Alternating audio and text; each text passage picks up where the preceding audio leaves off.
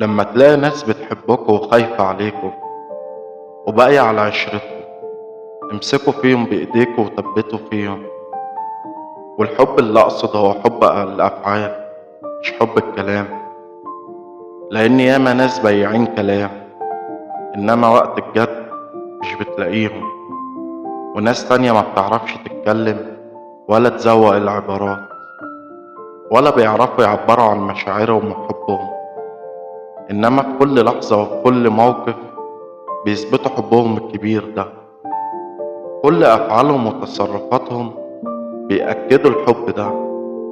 هم دول اللي يستاهلوا إننا نبقى عليهم ونحافظ على وجودهم في حياتنا. الحب هو إنك لما تتخنق من الدنيا تلاقي اللي بيهون عليك، إنما لما تتعب وتقول مش قادر أكمل، هو اللي هيسندك ويقولك لأ، هنكمل سوا.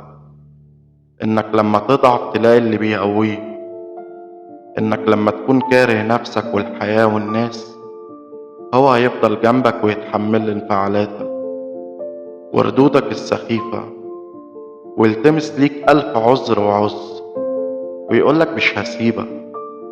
إنك لما طاقتك من التحمل تخلص ويبقى معندكش طاقة حتى لنفسك، هو يصبرك عليك ويتحملك ويكون بيعمل كل ده حب وبرضا.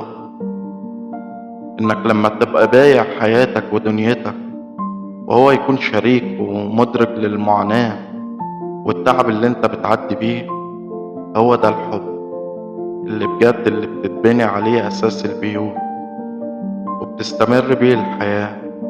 شوية كلام اللي بينضحك بينا على قلوبنا وفي لحظة بيتبخروا وما بيكونوش ليهم وجود من أول موقف صعب بتعدوا بيه سوا. حافظوا على حبايبكم وحياتكم وعلى الناس اللي شارياكم وشارية خاطركم. حافظوا على الناس اللي بتتحملكوا وانتوا في أسوأ الظروف.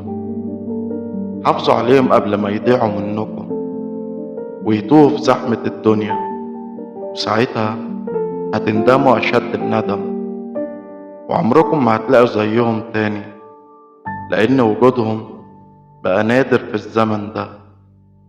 أيوة، لأن وجودهم بقى نادر في الزمن ده.